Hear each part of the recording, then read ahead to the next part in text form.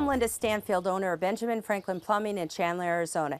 And today I'm going to help you check the pressure on your water plumbing line. This is a simple plumbing water pressure gauge that you can find at any local plumbing store. The reason you would want to check your pressure is to make sure that you don't have ongoing plumbing repairs come up in the future, and to go ahead and protect any warranties on appliances that are connected to your water lines. So you simply take this water gauge and you go ahead and place it on any hose bib outside of your home.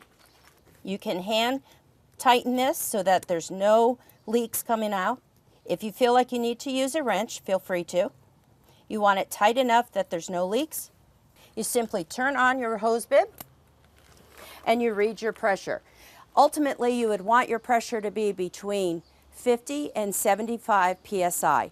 You can keep that pressure gauge on for a couple days, watch it, because it may change throughout the day or evening depending on how much water is being used around your neighborhood.